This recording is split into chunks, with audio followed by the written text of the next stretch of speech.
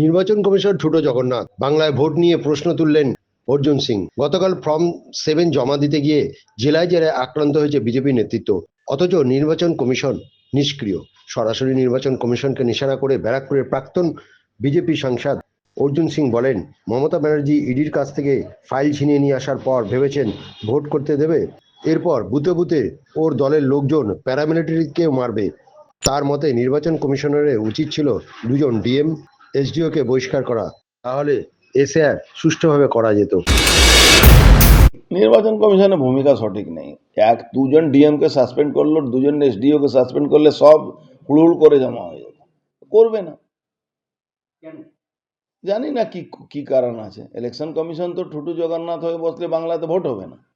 মমতা ব্যানার্জি ইডিকে ঘরের থেকে আইপ্যাকের বাড়ি থেকে আইপ্যাকের অফিস থেকে ফাইল নিয়ে চলে আসার পরে আপনি কি ভাবছেন মমতা ব্যানার্জি ভোট করতে দেবে? মমতা ব্যানার্জি প্রত্যেকটা বুথে বুথে ওর পুলিশ আর গুন্ডারাকে প্যারামিলিটারিকে মারবে। তো যদি ইলেকশন কমিশন বাংলায় সুষ্ঠু ভোট করাতে চায়, তাহলে ইমিডিয়েট এই ইস্যুতে যে ডিএম, যে এসপি, যে পুলিশ অফিসারের সামনে এই ঘটনাগুলো ঘটেছে তাকে সাসপেন্ড করা উচিত। কিচ্ছু হবে না। মমতা ব্যানার্জি এই এসআইআরকে ইস্যু করে যেভাবে মমতা ব্যানার্জি বাংলায় আগুন জ্বালাচ্ছে, আপনি দেখেছেন অভিষেক ব্যানার্জি সরাসরি বলছে ডিজে বাজাতে হবে। যারা 7 নম্বর ফর্ম নিয়ে যাচ্ছে তাদের ওখানে ডিজে বাজাতে হবে, রবীন্দ্রসঙ্গীতের সাথে ডিজে। হ্যাঁ, রবীন্দ্রসঙ্গীতের সঙ্গে ডিজে বাজাতে হবে। তো ডিজে উনি শুধু বাজাতে পারেন এরকম কোনো ব্যাপার নেই, কিন্তু কিছু গাধা ওই জেহাদিরা আছে, তারা ওর কথা নাচানাচি করছে। কিন্তু এই জেহাদিরা ক্ষমতা বিজেপি আসার পরে এই জেহাদিরা বাংলাদেশ পালাতে হবে, পাকিস্তানে চলে যেতে হবে, এটা এরা বুঝতে পারছে না। তখন এই ব্যানার্জি পরিবার এদেরকে ছেড়ে সোজা আমেরিকা পালিয়ে যাবে। অভিষেক ব্যানার্জির অবস্থা এই আছে কি, আঙ্গুর যখন পাওয়া যায়নি তখন আঙ্গুর খাটে। তো অভিষেক ব্যানার্জি কালকে নিজের হাল দেখেছে, বারাসাতে মিটিং করে কত লোক ছিল ওর প্রোগ্রামে। সারা জায়গা থেকে জেহাদি মুসলমানদেরকে তুলে তুলে নিয়ে আসার পরেও লোক হয়নি। ও অ্যাকচুয়ালি সব ডিএম যেখানে থাকে তার আশেপাশে প্রোগ্রামগুলো করছে। সরকারি পয়সা সে র্যাম্প তৈরি হচ্ছে, সরকারি পয়সাতে ব্যবস্থা করা হচ্ছে, মানুষ যাচ্ছে না। ওই জেহাদি কিছু সংখ্যক আছে ওই উত্তর 24 পরগনা, দক্ষিণ 24 পরগনা, এইসব জায়গাতে হুগলি কিছু পাবেও জেহাদিরা। এখানে একটু আইএসএফ সেরকম বিশ্বাস অর্জন করতে পারিনি মুসলমানদের, কিন্তু হুমায়ুন কবির ওর কফিনে পেরেক ঠুকে দিয়েছে। আর ডিএমদেরকে চাপ রেখে টাকা তোলা, এই ভোটার লিস্টে গড়বড়ি করা, ভুলভাল কাজ করা, এইটা নিয়ে যে ও করছে। নানুরের তৃণমূল পার্টি অফিসের মধ্যে ঢুকিয়ে রিন্টু পালকে, স্বয়ংসেবক সংঘের সদস্যকে যেভাবে হুমকি দিয়েছে, মুচলেখা দিয়েছে এবং ভিডিওতে বলাচ্ছে, সেই ভিডিও ভাইরাল হয়েছে। দেখুন, বিজেপি কর্মী, আরএসএস কর্মী যারা আছেন তাদেরকে যতক্ষণ তৃণমূলের নেতা তৃণমূলের লোক সঙ্গে ঘৃণা না করবে, তৃণমূলের গুন্ডাদের সঙ্গে ঘৃণা না করবে, এই যারা পুলিশ নেকেডলি বিজেপির উপরে অত্যাচার করে তাদের উপরে ঘৃণা না করে, তাদের সঙ্গে ভালোবাসা রাখবো, তাদের পাড়ায় বিয়ে বাড়িতে যাব, আবার তাদের অনুষ্ঠান বাড়িতে যাব, আবার তাদের ব্লাড ডোনেশনে যাব, আবার তাহলে লড়াই হবে না, রাগ আনতে হবে। তৃণমূলের বিরুদ্ধে রাগ আনতে হবে, ঘৃণা আনতে হবে। যতক্ষণ আপনি রাগ আনবেন না মনের মধ্যে, ততক্ষণ আপনি লড়তে পারবেন না। এটাই মানে সাইকোলজি আছে।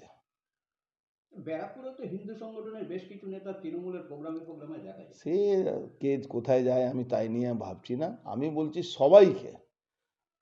সবাইকে তৃণমূলের বিরুদ্ধে। এটা ভাবতে চলবে না কি তৃণমূলের গুন্ডা, তৃণমূলের নেতা যারা লুটপাট করছে সে হিন্দু হলে সে নাকি হিন্দু আছে, ওটা ভাবতে পারে না। সেরা হিন্দু নয়, তারা অলরেডি কলমা পড়ে নিয়েছে। যারা তৃণমূল করে তারা কলমা পড়ে নিয়েছে। ওরা কোনো গীতা পাঠ করে না, ওরা কোনো রামায়ণ বা ভগবান ঠাকুরকে মানে না, ওরা কলমা পড়ে নিয়েছে, ওরা নামাজ পড়ে। আপনি কি করে ভাবছেন কি ওরা আপনাকে রাষ্ট্রবাদী শক্তির পাশে দাঁড়াবে? ওরা রাষ্ট্রবাদী নয়।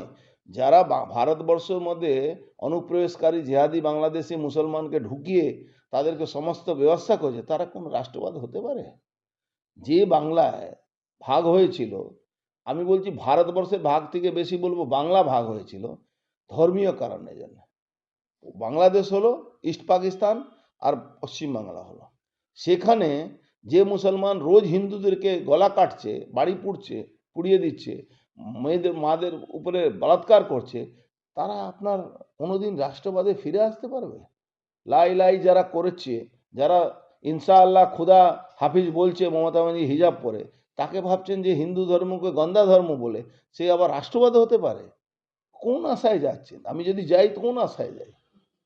ইলেকশন কমিশন কাজের মধ্যে তো সরকারি কোনো বিবৃতি থাকে না।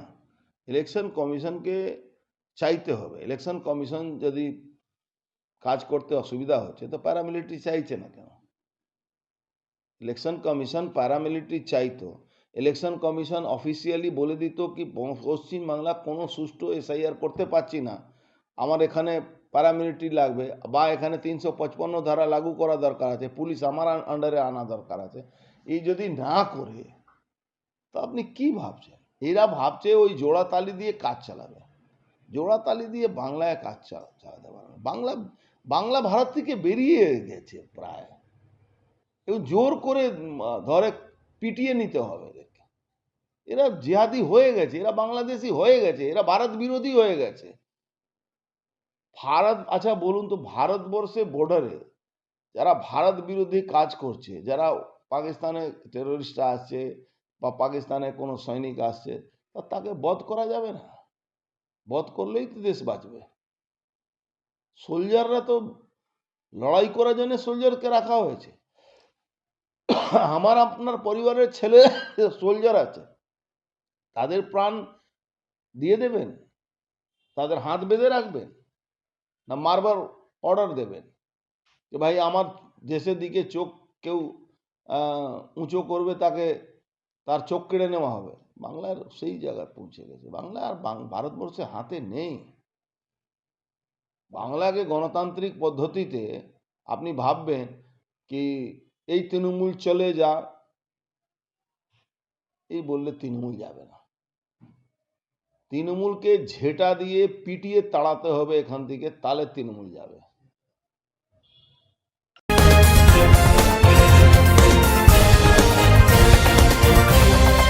Audio